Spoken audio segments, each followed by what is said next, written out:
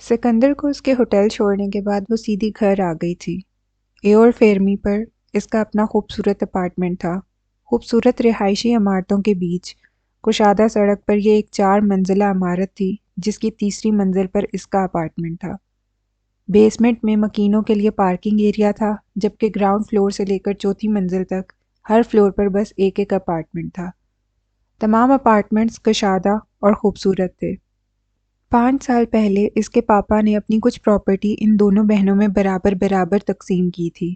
تب اپنے حصے کا کچھ پیسہ بینک میں رکھ چھوڑنے کے بعد بقایا رقم سے اس نے یہ اپارٹمنٹ خرید لیا تھا۔ اس سے پہلے ہر سال وہ چھٹیوں میں روم آتی تو ہوٹل میں ٹھہرتی تھی۔ اپنا یہ اپارٹمنٹ یہاں خرید کر اسے بڑا سکون ہوا تھا۔ اب اپنے روما سے اس کا رشتہ بہت مضبوط ہو گیا تھا، کیونکہ اب یہاں اس کا اپنا گھر تھا۔ وہ سال کے 2 مہینے یہاں گزارتی تھی، باقی وقت اس کے اپارٹمنٹ کی دیکھ بھال نینی کیا کرتی تھی۔ کچن سے کام کیے جانے کی آوازیں آ رہی تھیں، گویا نینی رات کے کھانے کی تیاری میں مصروف تھی۔ ہائے نینی، اس نے کچن کے دروازے سے اندر جھانکا۔ رات بھر کے جاگنے اور دوسرے شہر تک جانے آنے کی تھکن اس کے چہرے سے عیاں تھی، مگر مسکراہٹ بدستور اس کے لبوں پر موجود تھی۔ آ گئیں؟ یہ اچانک صبح سویرے تمہیں نیپلز جانے کی کیا سوچی؟ صبح اتنی ہڑبڑی مچاتی، اتنی جلدی میں گئی، مجھے پوچھنے تک کا موقع نہیں دیا کہ اتنی افراتفری میں جا کس کام سے رہی ہو۔ نینی نے گردن گھما کر قدر فکر مندی سے اسے دیکھا۔ 60 سال کی عمر میں وہ اب بھی چاقو چوبند تھیں، اور لیزا کو وہ اسی طرح عزیز تھیں جیسے ایک بچے کو اپنی ماں۔ وہ بچپن میں اس کی اور سیم کی میڈ تھیں، مگر اس نے کبھی اپنی ملازمہ نہیں سمجھا تھا انہیں۔ لمبی کہانی ہے نینی، فریش ہو آؤں پھر سناتی ہوں، وہ مسکرا کر بولی اور فوراً سے کچن سے باہر نکل گئی۔ اس کے اپارٹمنٹ میں 2 bed rooms, kitchen, drawing room اور ڈائننگ روم کے علاوہ اوپر کی منزل پر واقع ایک کمرہ جسے اس نے اپنا اسٹوڈیو بنا رکھا تھا موجود تھے۔ ایک کمرہ اس کا تھا، ایک نینی کا۔ ڈرائنگ روم زیادہ تر لیونگ روم کے طور پر استعمال ہوتا تھا، تبھی اس نے ٹی وی بھی وہیں رکھا ہوا تھا۔ ڈرائنگ روم اور ڈائننگ روم کے بیچ میں کوئی دیوار نہ تھی، یہیں سے لکڑی کی گول چکردار سیڑھی اوپر کمرے میں جاتی تھی، جہاں آخری سٹیپ چڑھا اور اوپر کمرے میں موجود۔ وہ کمرہ اندر داخل ہوتے ہی بتا دیا کرتا تھا کہ وہ کسی آرٹسٹ کا اسٹوڈیو ہے۔ وہاں جا بجا اس کی مکمل اور نامکمل پینٹنگز اور پینٹنگز بنانے سے متعلقہ سامان بکھری حالت میں پڑا نظر آتا تھا۔ اسٹوڈیو کا باہر کی طرف کھلنے والا شیشے کا دروازہ چھوٹی سی بالکنی میں کھلتا تھا۔ وہاں اس نے کچھ گملے اور ایک آرام دہ کرسی رکھی ہوئی تھی۔ جب کبھی کام کرتے کرتے تھکاوٹ کا احساس ہوتا یا کئی گھنٹے اسٹوڈیو میں گزارنے پر گھٹن محسوس ہونے لگتی، تب وہ بالکنی میں آ کر بیٹھ جایا کرتی تھی۔ اپنے اس اپارٹمنٹ کو اس نے اپنی سہولت کے مطابق سیٹ کر رکھا تھا۔ اس کے لندن کے اپارٹمنٹ سے جہاں وہ سال کے 10 ماہ گزارا کرتی تھی، یہ اپارٹمنٹ کہیں زیادہ پیارا تھا، جس میں وہ سال کے صرف 2 مہینے ہی گزارتی تھی۔ اب پوچھیں آپ کیا پوچھ رہی تھیں؟ کچن میں موجود 4 کرسیوں والی چھوٹی میز پر وہ اور نینی ساتھ بیٹھے کھانا کھا رہے تھے۔ کبھی اس نے اپنے دوستوں وغیرہ کو کھانے پر بلا رکھا ہوتا تب ڈائننگ روم میں بیٹھ کر کھانا کھایا جاتا تھا، ورنہ صرف وہ اور نینی ہوتے تو کچن ہی میں میز پر کھانا ناشتہ سب ہو جایا کرتا۔ اتنی افراتفری میں منہ اندھیرے نیپلز جانے کی وجہ پوچھ رہی تھی میں، نینی نے نوالا منہ میں ڈالتے ہوئے کہا۔ روبرٹو کا ایک کولیگ ہے، سکندر نام ہے اس کا، روما میں روبرٹو ہی کی کمپنی میں لیگل ایڈوائزر ہے۔ میں اس سے کئی بار مل چکی ہوں۔ اسے ایک میٹنگ کے لیے نیپلز جانا تھا، اس کی ٹرین مس ہو گئی تو بس پھر میں اسے وہاں لے گئی۔ میں نے سوچا اس بہانے میں بھی نیپلز دیکھ لوں گی، کتنے سال ہو گئے ہیں نا مجھے وہاں گئے ہوئے۔ اس نے اپنی پلیٹ میں پاستا ڈالتے ہوئے نینی کو جواب دیا۔ روبرٹو کے کسی کولیگ کے لیے خود کو اتنا خوار کرنے کی تو ضرورت نہیں تھی۔ نینی نے تھوڑا برا سا منہ بنایا۔ وہ اب صرف روبرٹو کا کولیگ نہیں ہے نینی، میری بھی اس سے دوستی ہو گئی ہے۔ تمہاری دوستیوں میں نیا کیا ہے؟ کس سے نہیں ہو جاتی تمہاری دوستی بھلا؟ اچھا، میری اچھی عادت کا ذکر تو اچھے انداز میں کرے نینی، اس نے جیسے برا مان کر صدائے احتجاج بلند کی۔ نینی اس کے اس انداز پر مسکرائی تھیں۔ انہوں نے اس کی پلیٹ میں چکن کا ایک پیس رکھا۔ ٹھیک سے کھاؤ۔ وہ ان کے محبت بھرے انداز پر مسکرائی تھی۔ اسی وقت فون کی بیل بجی۔ میں دیکھتی ہوں۔ وہ تیزی سے اٹھی تھی۔ کچن کے سامنے والا کمرہ اس کا تھا، درمیان میں خوبصورت اٹیلین ٹائل سے مزین کوریڈور تھا۔ وہ تیز رفتاری سے اپنے کمرے میں آ گئی تھی اور اسکرین پر چمکتا نمبر دیکھ کر ہی اسے پتہ چل گیا تھا یہ کال کس کی ہے۔ اس کے چہرے کی مسکراہٹ یکدم ہی سنجیدگی میں تبدیل ہو گئی تھی۔ یہ اس کے پاپا کی کال تھی۔ اس نے ریسیور اٹھایا۔ السلام علیکم پاپا۔ سپاٹ لہجے میں اس نے انہیں سلام کیا، ایسے جیسے کسی جان پہچان کے خود سے عمر میں بڑے شخص کو ادب اور احترام سے سلام کیا جاتا ہے۔ وعلیکم السلام بیٹا، کیسی ہو؟ محمود خالد نے محبت بھرے لہجے میں اس سے پوچھا۔ اس کے چہرے پر ایک تلخ سا تاثر آ گیا۔ اسے اپنے پاس پاکستان بلانے کے لیے؟ سیم کی طرح اس کی بھی اٹھا کر کسی پاکستانی سے زبردستی شادی کروانے کے لیے یہ محبت بھرا لہجہ اور فکر ظاہر کرتا انداز خام خواہ بنایا جاتا تھا، ورنہ زندگی بھر اپنی دونوں بیٹیوں کو نظر انداز کرنے اور انہیں تکلیف پہنچانے کے سوا انہوں نے کیا ہی کیا تھا۔ میں ٹھیک ہوں پاپا، آپ کیسے ہیں؟ اس نے ان سے کبھی بدتمیزی نہیں کی تھی، کبھی اونچی آواز میں بات نہیں کی تھی، مگر جس روز سے ان کی وجہ سے اس کا ملک، اس کا گھر اور اس کی بہن چھن گئی تھی، وہ ان سے پھر کبھی ویسی محبت نہ کر پائی تھی جیسی زندگی کے 13 سالوں تک کرتی رہی تھی۔ اس کے اندر وہ 13 سال کی بچی آج بھی اپنے باپ سے، اپنے گھر چھن جانے اور اپنی بہن سے بچھڑ جانے پر خفا تھی۔ میں ٹھیک ہوں بیٹا، آج تمہاری یاد آ رہی تھی، میں نے سوچا تمہیں فون کر لوں۔ میرا اندازہ یہی تھا کہ آج کل تم روم آئی ہوئی ہوگی۔ ہاں، میں اپنے روما آئی ہوں جسے آپ نے مجھ سے چھین لیا تھا۔ وہ یہ بول نہیں پائی تھی۔ ہاں، سوچا ضرور تھا، بولی تو صرف اتنا ہی تھی۔ جی، وہ ذہنی اور جذباتی طور پر خود کو ان سے اتنی دور لے جا چکی تھی کہ ان سے بات کرتے ہوئے اسے گفتگو کا موضوع یا جملے یوں سوچنے پڑتے تھے گویا کسی اجنبی سے بات کر رہی ہو۔ آج کل کیا ہو رہا ہے بیٹا؟ ریسٹ کر رہی ہو یا کسی ایگزیبیشن کی تیاری ہے؟ ایگزیبیشن کی تیاری کر رہی ہوں پاپا، اگلے مہینے فلورنس میں میرا سولو شو ہے، اس نے سنجیدگی سے جواب دیا۔ پھر تو خوب مصروف ہوگی تم۔ وہ اس کے آرٹسٹ بننے کے مخالف رہے تھے، ہر وہ چیز جس سے اسے خوشی ملتی تھی وہ اس کے مخالف رہے تھے۔ پھر پتہ نہیں اب وہ کیسے اس کی پینٹنگز اور ایگزیبیشنز کے متعلق اتنے خوشگوار انداز میں بات کر لیا کرتے تھے۔ آنٹی کیسی ہیں؟ اس نے مروتاً اپنی سوتیلی ماں کی خیریت پوچھی۔ یہ نہیں تھا کہ اس کے اور اس کی سوتیلی ماں کے بیچ کوئی روایتی قسم کے تعلقات تھے، بس ایک اجنبیت تھی۔ وہ کئی سال لندن میں محمود خالد اور ان کی بیوی کے ساتھ رہی تھی، مگر یوں جیسے کسی دور کے واقف یا ملنے جلنے والے کے ساتھ رہ لیا جائے۔ بالکل ٹھیک ہے، مجھ سے کہتی رہتی ہے کہ میں تمہیں تمہاری چھٹیوں میں پاکستان بلواؤں۔ ان کے دل کی بات زبان پر آ گئی تھی۔ ایک تلخ سا تاثر اس کے چہرے پر ابھر آیا۔ 2 منٹ کی فون کال جس میں رسمی باتوں کے سوا اس نے کوئی بات نہیں کی تھی، ختم کر کے وہ بجھے بجھے سے انداز میں بیڈ پر لیٹ گئی تھی۔ وہ ہر وقت ہنستی مسکراتی رہتی تھی، زندگی سے خوش رہتی تھی، مگر جس وقت بھی اس کی اپنی ماں یا باپ سے بات ہوتی اس کے لبوں کی ہنسی اور چہرے کی خوشی درد اور غم میں بدل جاتی۔ پھر آنسوؤں سے اس کی آنکھیں بھیگ جاتی تھیں۔ بچپن کی ہر محرومی، ہر دکھ یاد آ جایا کرتا تھا۔ اپنا وہ گھر یاد آ جاتا جہاں اس کا اور سیم کا بچپن گزرا تھا۔ اس کی جاب لندن میں تھی، اگر جاب کا مسئلہ نہ ہوتا تو وہ کب کا دوبارہ روم میں ہی سیٹل ہو چکی ہوتی۔ اپنی اتنی اچھی جاب کو چھوڑ دینا اسے حماقت لگا تھا۔ اب وہ 13 سال کی لیزا محمود نہیں تھی جس کے بارے میں اس کے ممی یا پاپا فیصلہ کریں گے کہ اس نے کہاں رہنا ہے اور کس کے ساتھ رہنا ہے۔ اپنی عمر کے 18ویں سال سے اپنے فیصلے اس نے خود کرنے شروع کر دیے تھے۔ محمود خالد کو اس کے کسی ایک نہیں بے شمار فیصلوں سے اختلاف تھا، مگر اس کو ان کے اختلاف کی کبھی فکر نہ رہی تھی۔ وہ دنیا میں اگر کسی کی مانتی تھی تو وہ سیم تھی، اس کی بہن، اس کی دوست، اس کی ماں اور اس کا باپ۔ کبھی وہ دونوں بہنیں ایک ہی گھر میں ساتھ رہا کرتی تھیں۔ کتنا پیار تھا ان دونوں میں۔ سیم اس کا کس طرح خیال رکھا کرتی تھی، اسکول کے اندر، اسکول سے باہر، وہ ہر جگہ لیزا کا سایہ بنی رہتی۔ وہ دونوں ایک کمرے میں ساتھ میں سوتی تھیں، رات دیر تک جاگ کر باتیں کیا کرتیں۔ نینی ان کے کمرے میں انہیں دیکھنے آتی تو وہ دونوں سوتی بن جایا کرتی۔ ان کے والدین کی آپس میں بالکل نہیں بنتی تھی۔ یہ شادی ہی غلط ہوئی تھی۔ محمود خالد مغرب کی ایک عورت کو بیوی بنا لینے کے بعد اس سے مشرقی پن کی توقع رکھ رہے تھے۔ اگر ایک اعلیٰ تعلیم یافتہ، خوبصورت اور دولت مند پاکستانی مسلمان مرد سے شادی کرنے کے لیے وکٹوریہ جیوانی نے اسلام قبول کیا تھا اپنا نام تبدیل کر لیا تھا تو اس کا یہ مطلب ہرگز نہیں تھا کہ یہ تبدیلی ہمیشہ کے لیے تھی۔ جس خطے سے ان کا تعلق تھا، اس تعلق کی نسبت سے انہیں جیسا ہونا چاہیے تھا وہ ویسی ہی تھی۔ محمود خالد نے وکٹوریہ کو ختیجہ بنانے کی لاکھ کوششیں کی، انہیں کامیابی نہ ملی۔ وہ مغرب کی ایک عورت کو مشرقی انداز کی بیوی اور ماں کے روپ میں دیکھنا چاہتے تھے، مگر ایسا کیسے ہو سکتا تھا؟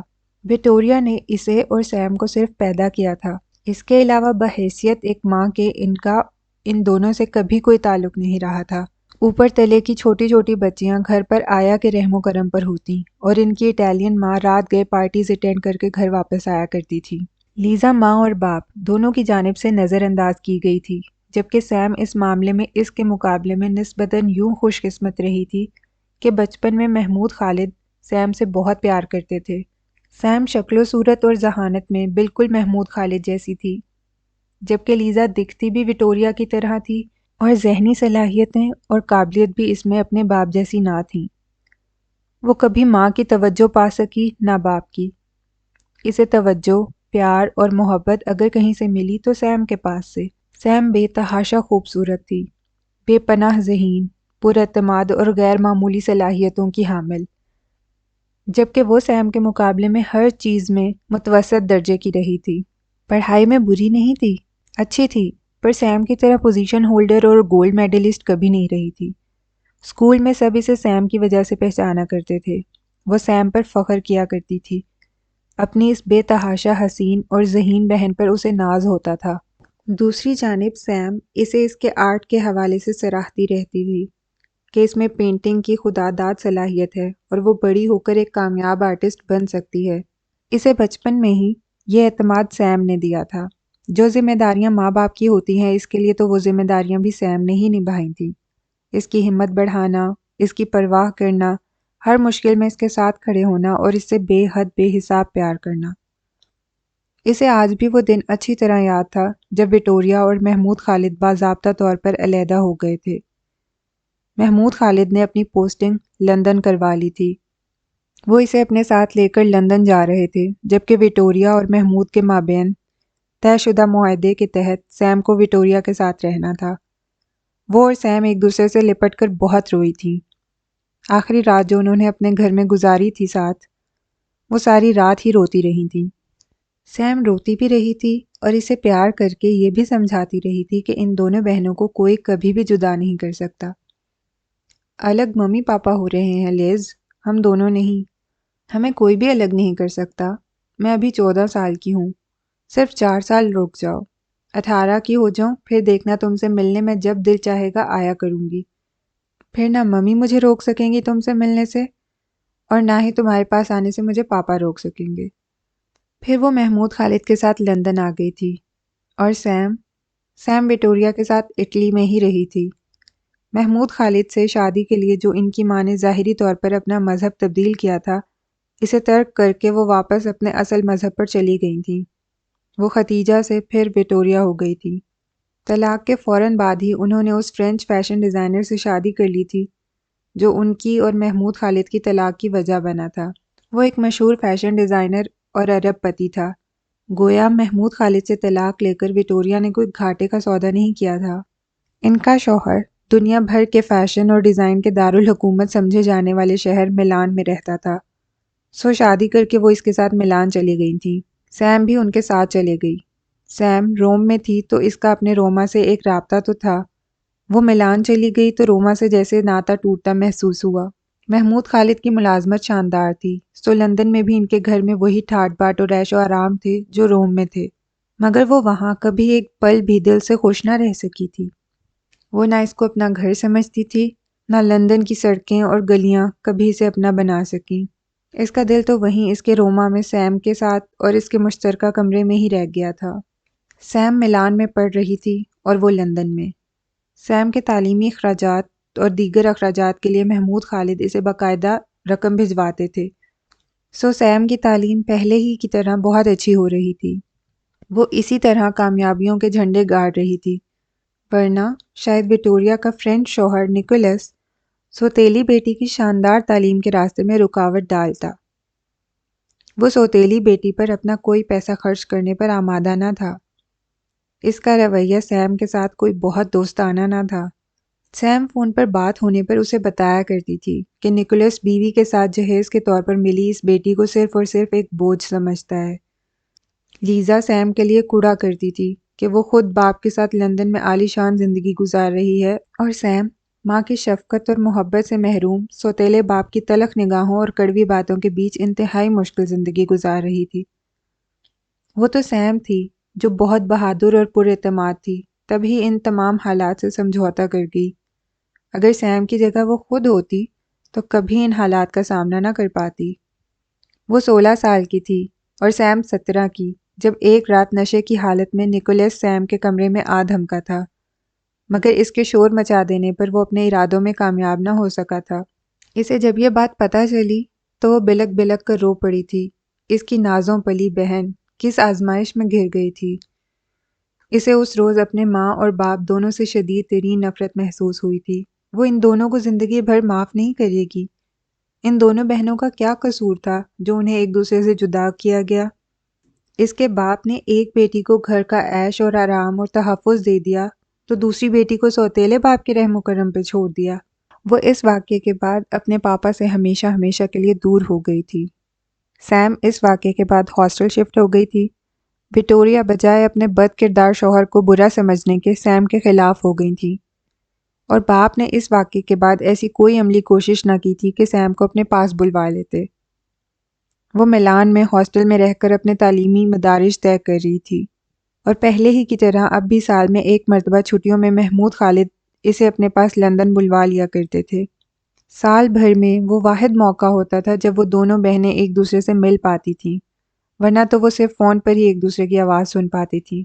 وہ 17 سال کی تھی جب محمود خالد نے ایک پاکستانی خاتون سے، جنہیں اس کی دادی نے ان کے لیے منتخب کیا تھا، شادی کر لی۔ ان کی ماں سے محمود خالد کی شادی کو اس کی دادی بیٹے کا جوانی کا جنون میں کیا گیا غلط فیصلہ قرار دیتی تھی۔ عائشہ ایک پڑھی لکھی، اچھے خاندان کی میچور اور مذہبی رجحان رکھنے والی خاتون تھیں۔ انہوں نے لیزا کے ساتھ نہ کوئی بیر باندھا، نہ اسے اپنا دشمن سمجھا۔ وہ دونوں ایک دوسرے سے فاصلہ رکھتی تھیں۔ وہ انہیں آنٹی کہتی تھی۔ گزرتے وقت کے ساتھ وہ باپ سے مزید دور ہوتی چلی گئی تھی۔ وہ باپ کے گھر میں باپ اور ان کی بیوی کے ساتھ یوں رہتی تھی جیسے کوئی مہمان ہو، جیسے وہ اس کا گھر نہ ہو۔ اس کا دل باپ کی طرف سے کبھی صاف نہ ہو سکا تھا۔ وہ ان سے کبھی لڑی نہ تھی، کبھی کوئی گستاخی نہ کی تھی، مگر اس نے زندگی کے کسی بھی چھوٹے بڑے فیصلے میں کبھی ان کی رائے اور ان کا مشورہ نہ مانا تھا۔ وہ چاہتے تھے وہ بزنس ایڈمنسٹریشن پڑھے۔ اس نے فائن آرٹس پڑھا۔ وہ جاب سے ریٹائرمنٹ کے بعد واپس پاکستان جا رہے تھے۔ وہ چاہتے تھے وہ بھی ان کے ساتھ واپس چلے۔ اس نے صاف منع کر دیا۔ تب وہ اپنی تعلیم مکمل کر کے لندن میں ہی جاب تلاش کر رہی تھی۔ پھر اسے جلد ہی ملازمت مل بھی گئی۔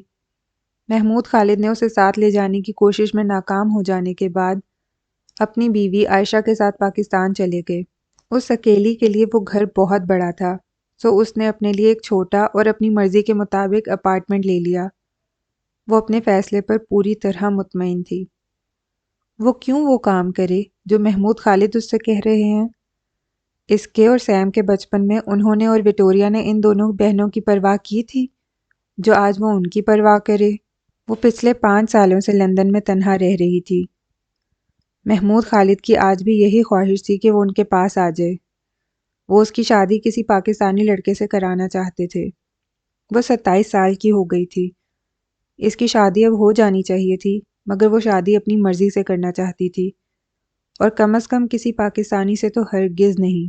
کم از کم یہ اطمینان اور خوشی وہ اپنے سنگ دل باپ کو ہرگز نہ دینا چاہتی تھی کہ انہوں نے اپنی دونوں بیٹیوں کی شادیاں اپنے ملک کے مردوں سے کروائی ہیں۔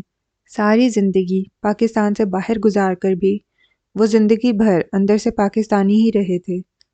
تبھی ریٹائرمنٹ کے بعد وہیں لوٹے تھے، وہیں اپنا بزنس شروع کیا، اور سیم جسے 14 سال کی عمر میں وکٹوریا اور سوتیلے باپ کے حوالے کر کے اس کی ذمہ داریوں سے بری و ذمہ ہو گئے تھے، اس پر پھر اپنا حق جتانے کھڑے ہو گئے تھے۔ اپنے نئے شروع کیے بزنس میں مزید فائدوں کے لیے انہوں نے سیم کی شادی اپنے ایک کاروباری واقف کے ساتھ کروا دی تھی۔ سیم کا شوہر ہاشم اسد اس سے عمر میں پورے 15 سال بڑا تھا۔ اسے اپنے باپ کی موقع پرستی پر شدید غصہ آیا تھا۔ کیا کوئی باپ ایسا ہو سکتا ہے؟ سیم کے ساتھ دست درازی کی کوشش والے واقعے کے فوراً بعد ہی وکٹوریا کی نکولس سے علیحدگی ہو گئی تھی۔ انہوں نے 1 سال بعد پھر ایک اٹالین آدمی سے شادی کر لی تھی۔ سیم پھر کبھی ماں کے پاس نہ رہی تھی۔ اس کی باقی تمام تعلیم ہاسٹلز وغیرہ میں ہی ہوئی تھی۔ تعلیم مکمل کرنے کے بعد اسے روم میں بڑی اچھی جاب مل گئی تھی۔ وہ وہاں رہ رہی تھی۔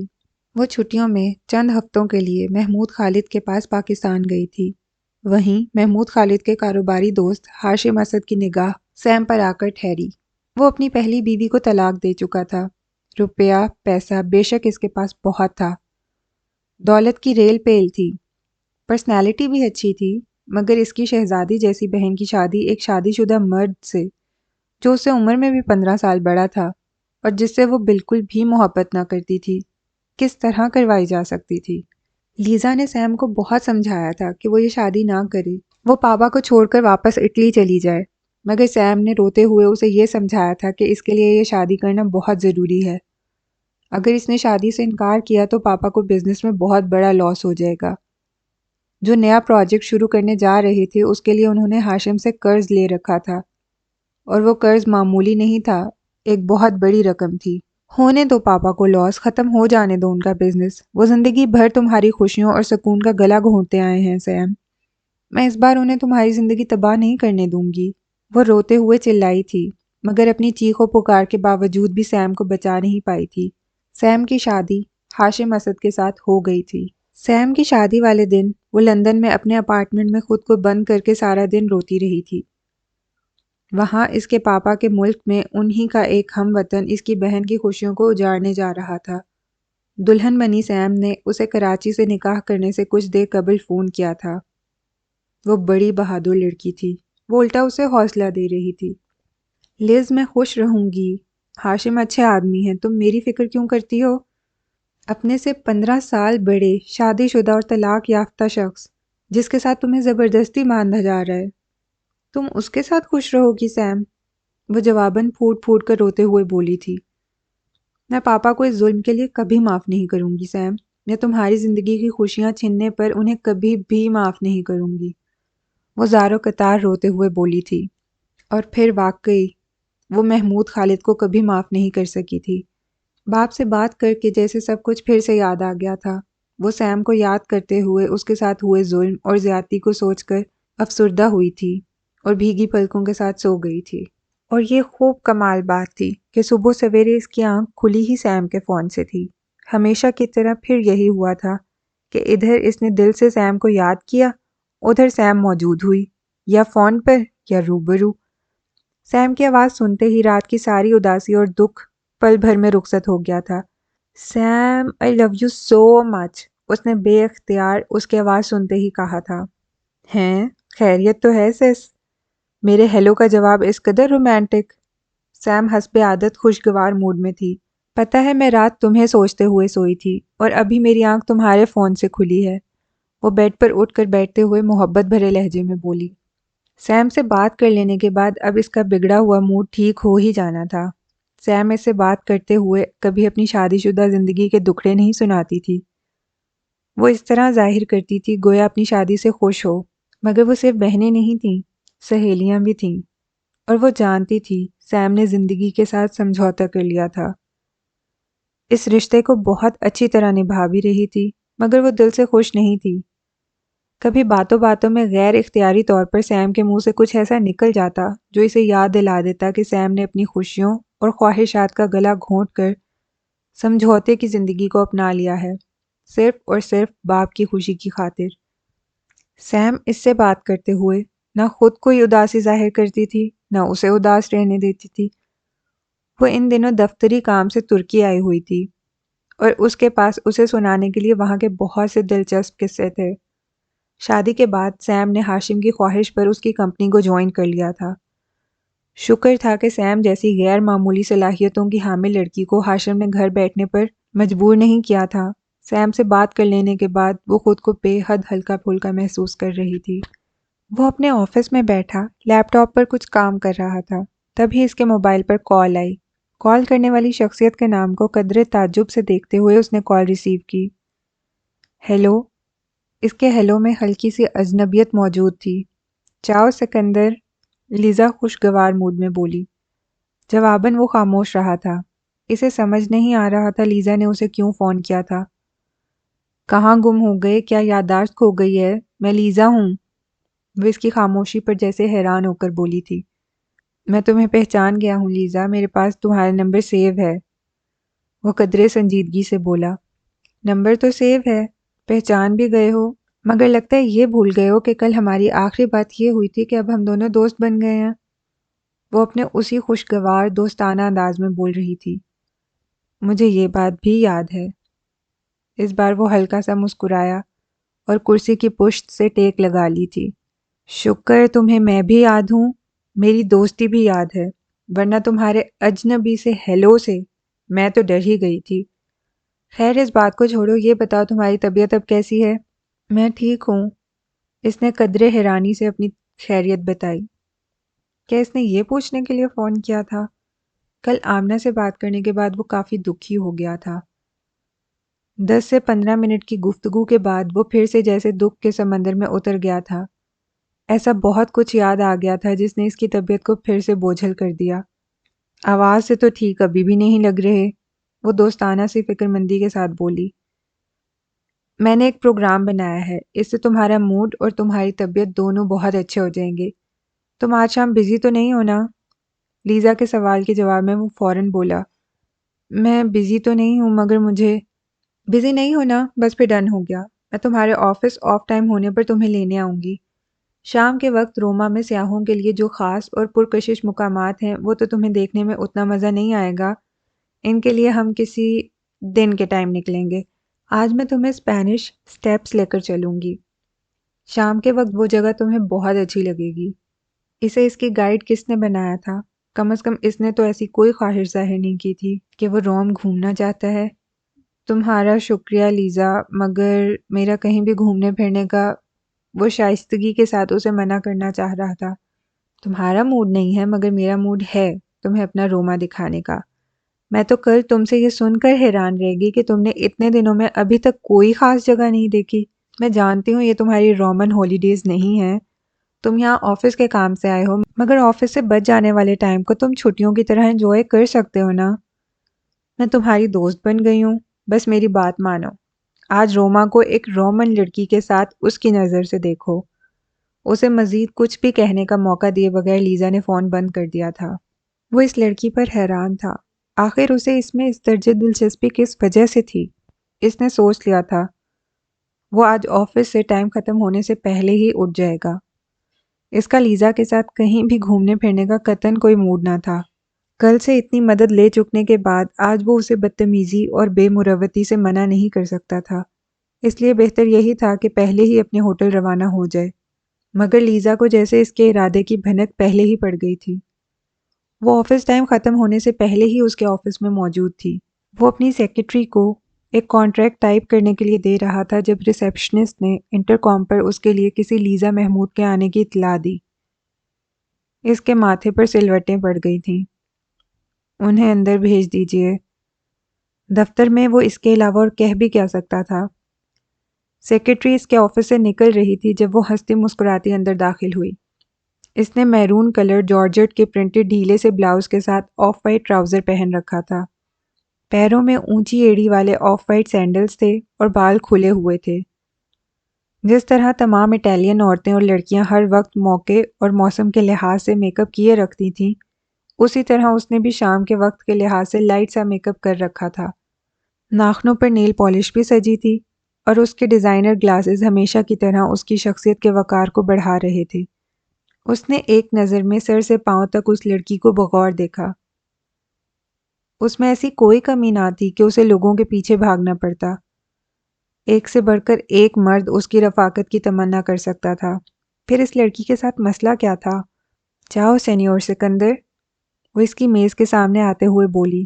چاؤ لیزا، وہ اخلاقاً مسکرایا تھا۔ بیٹھو۔ میں جلدی آ گئی، بس کاموں سے فارغ ہو گئی تھی، میں نے سوچا تمہارے آفس چلتی ہوں۔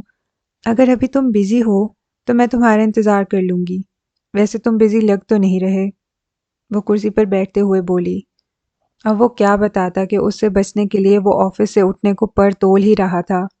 لیزا کی نگاہیں اس کی میز پر تھیں جس پر سر دست اس کے سامنے نہ کوئی فائل تھی، نہ کاغذات اور نہ ہی اس کا لیپ ٹاپ کھلا تھا۔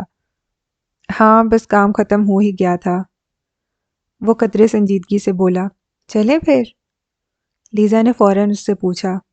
اسے لوگوں کے احسان لینے کی عادت نہ تھی، اور اسے یہ ہرگز نہ پتا تھا کہ اگر آپ کسی سے احسان لے چکے ہوں تو پھر اس سے پیچھا کیسے چھڑاتے ہیں۔ وہ کرسی پر سے اٹھ گیا تھا۔ ہاں چلو۔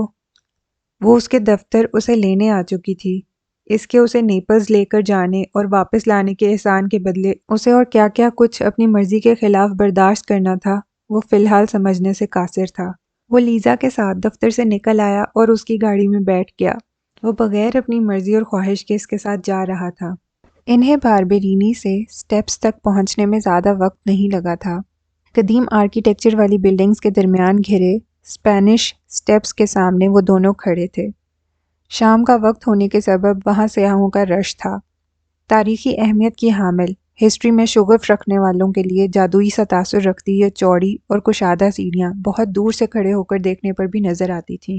خوبصورت انداز کی کشادہ سیڑھیوں کی 3 منزلیں چڑھنے کے بعد اوپر خوبصورت آرکیٹیکچر کا حامل وہ ٹاورز والا چرچ تھا جو فرانسیسی حکومت نے اٹلی میں 18ویں صدی میں بنوایا تھا۔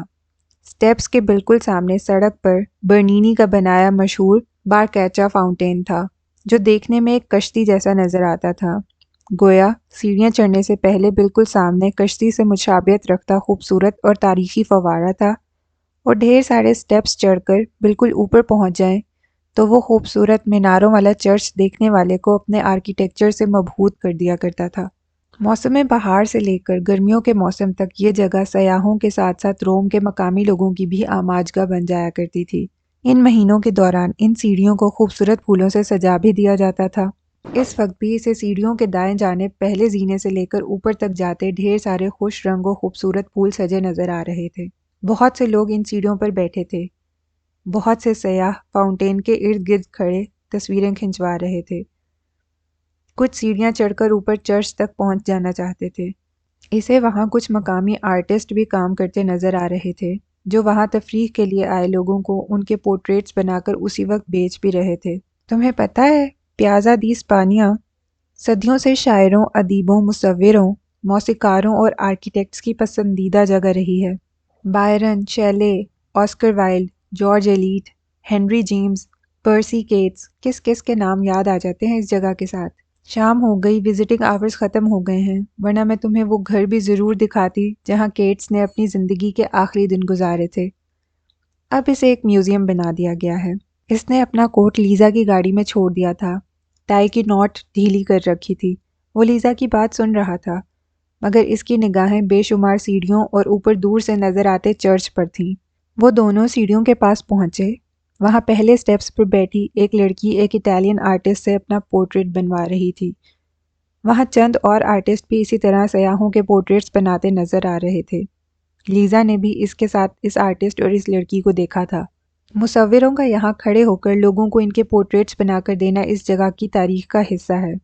پتہ ہے سکندر، 18ویں صدی میں خوبصورت اٹالین مرد اور عورتیں یہاں پر اس امید پر جمع ہوا کرتے تھے کہ شاید وہ کسی مشہور مصور کے ماڈل کے طور پر منتخب کر لیے جائیں۔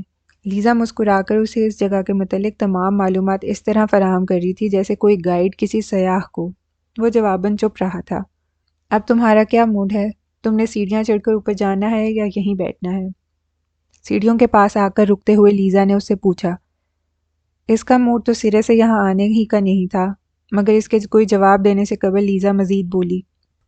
ویسے اگر اتنی سیڑھیاں چڑھ کر جانے کا تمہارا موڈ نہیں ہے مگر تم پھر بھی چرچ دیکھنا چاہتے ہو تو اوپر جانے کے لیے لفٹ بھی ہے، یہیں بیٹھ جاتے ہیں۔ گھومنے پھرنے، تاریخی جگہیں دیکھنے میں اسے قطعاً دلچسپی نہیں تھی۔ وہ کوئی اور دنیا تھی، کوئی اور زندگی تھی جس میں تاریخ سکندر شہریار کو مسحور کیا کرتی تھی۔ وہ یونیورسٹی سے اپنے دوستوں کے ساتھ مصر گھومنے گیا تھا۔ وہ کہتا تھا اس نے کلیوپیٹرا کا مصر دیکھ لیا، اب اسے جولیس سیزر کا اٹلی بھی دیکھنا ہے۔ پھر کبھی فرصت میں وہ ان دونوں ملکوں کے اوپر ایک کتاب لکھے گا۔ وہ دونوں چند سیڑھیاں چڑھ کر قدرے اونچائی پر آ کر ایک سیڑھی پر بیٹھ گئے۔ آج میں نے تمہیں اسپینش سٹیپس دکھا دیے، کل سیٹرڈے ہے، تمہاری چھٹی ہوگی نا؟ رابرٹو کی تو ہوتی ہے، وہ اس کی طرف دیکھتے ہوئے بولی۔ اس کے جواب کا انتظار کیے بغیر وہ مسکراتے ہوئے مزید بولی، کل صبح میں تمہیں تمہارے ہوٹل سے پک کر لوں گی، پھر ہم کولوسیم اور پینتھیون دیکھیں گے، پھر ویٹیکن سٹی میں تمہیں کسی اور دن لے چلوں گی، ٹھیک ہے نا؟ اس نے از خود ہی یہ کس طرح فرض کر لیا تھا کہ وہ اس کے ساتھ روم گھومنا پھرنا چاہتا ہے۔ مان نہ مان میں تیرا مہمان، یکدم اس پر چڑچڑے پن اور غصے کا حملہ ہوا۔ اس نے بے حد سنجیدہ نگاہوں سے لیزا کو دیکھا۔ اسے ایک دم ہی یہ بہتر لگا کہ وہ اس سے براہ راست خود میں اس غیر معمولی دلچسپی کی وجہ پوچھے، چاہے اسے برا ہی کیوں نہ لگ جائے۔ لیزا اس کی طرف بغور دیکھ رہی تھی۔ لیزا، میں تم سے ایک بات پوچھوں؟ نہیں، مجھے تم سے محبت نہیں ہوئی ہے۔ وہ جو سوال پوچھنے کے لیے اس کی طرف بغور دیکھ رہا تھا، لیزا کے اس بے ساختہ جملے پر ہکا بکا رہ گیا۔ وہ مسکراتی ہوئی شرارتی نگاہوں سے اسے دیکھ رہی تھی۔ تم یہی پوچھنا چاہتے تھے نا؟ وہ ہنس کر بولی۔ وہ حیرت کے جھٹکے سے باہر نکلا تو بے اختیار اس کے لبوں سے ایک کہکہا نکلا۔ وہ لیزا کے اتنے اچانک اور اس قدر صاف کو جملے پر اپنا بے ساختہ کہکہا روک ہی نہیں پایا تھا۔ اتنے بلنٹ انداز میں، بدتمیزی کے ساتھ تو نہیں، مگر پوچھنا تو واقعی وہ اس سے یہی چاہتا تھا۔ نہیں، وہ ہنسی روکتے ہوئے بولا۔ جھوٹ، تمہارے چہرے پر صاف صاف لکھا ہے کہ تم مجھ سے مشکوک ہو رہے ہو، اور تمہارے جیسے ہینڈسم بندے کے پیچھے کوئی لڑکی آئے تو تمہیں یہی سوچنا چاہیے کہ وہ تم پر فدا ہو گئی ہے۔ اس میں ذرا بھی شک نہیں کہ کوئی بھی لڑکی منٹوں میں تم پر عاشق ہو سکتی ہے۔ وہ مسکراتے ہوئے دلچسپی سے اس کی بات سن رہا تھا۔ کچھ دیر پہلے کا خراب موڈ اور بیزاری جیسے یکدم ہی کہیں غائب ہو چکی تھی۔ دیکھو، اس میں ذرا سا بھی شک نہیں کہ تم مجھے بھی بہت اچھے، بہت ہینڈسم لگتے ہو، اوپر سے تمہارا یہ غرور اور خود پسندی بھی تم پر سجتی ہے، مگر میرے بارے میں بے فکر رہو تم، مجھے تم میں اس طرح کی دلچسپی نہیں ہے۔ وہ مسکراتے ہوئے مگر پرزور انداز میں کہہ رہی تھی۔ وہ پھر ہنس پڑا تھا۔ اصل میں سکندر، میرا ابھی زندگی میں بہت دور دور تک محبت اور شادی کا کوئی پروگرام نہیں ہے۔ میں شادی اس سے کروں گی جس سے مجھے محبت ہوگی، اور جس سے مجھے محبت ہوگی وہ جب میری زندگی میں آئے گا تو مجھے پتہ چل جائے گا۔ میرے دل میں اسے دیکھتے گھنٹیاں بجنے لگیں گی، اور مجھے دیکھ کر چونکہ تمہارے دل میں کوئی گھنٹیاں نہیں بجیں، اس لیے مجھے یہ اطمینان رکھنا چاہیے کہ تمہیں مجھ سے محبت نہیں ہوئی۔ وہ اس کی باتوں کو انجوائے کرتا ہنس کر بولا تھا۔ وہ واقعی ٹھیک ٹھاک قسم کی آؤٹ سپوکن تھی۔ جس دن مجھے پہلی بار پیزیریا میں ملے تھے مجھے بہت ہینڈسم لگے تھے۔ نہیں نہیں، گھنٹی کوئی نہیں بجی تھی۔ سنجیدگی سے بولتے بولتے اس نے لفظ ہینڈسم بولنے کے ساتھ ہی فوراً حلفیہ انداز میں اسے یقین دلایا تھا۔ وہ پھر ہنس پڑا تھا۔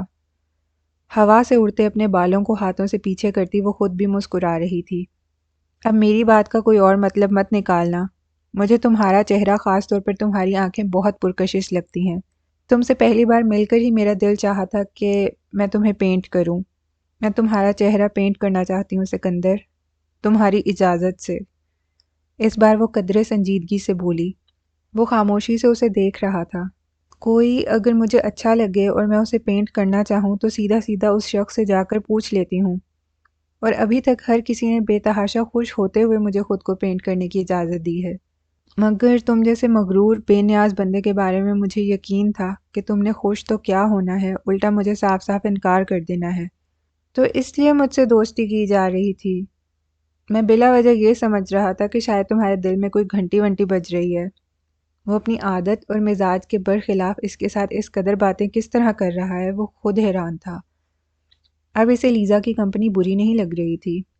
ان کے پاس سیاحوں کا ایک گروپ سیڑھیاں چڑھتا اوپر چرچ کی جانب جا رہا تھا۔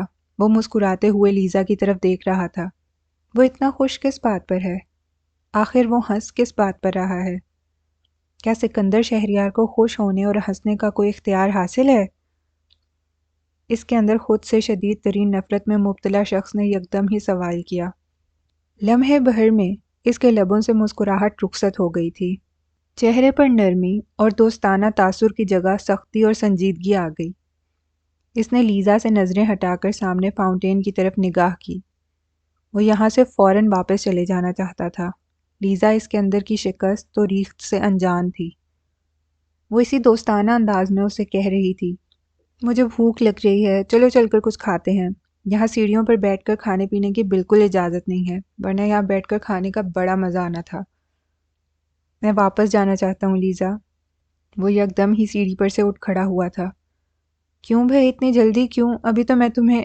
لیزا اسے حیرت سے دیکھتی کچھ کہنے لگی تھی، مگر وہ سنجیدگی سے اس کی بات کاٹ کر فوراً بولا، مجھے آفس کا کچھ ضروری کام ہے، میں اپنے ہوٹل جانا چاہتا ہوں۔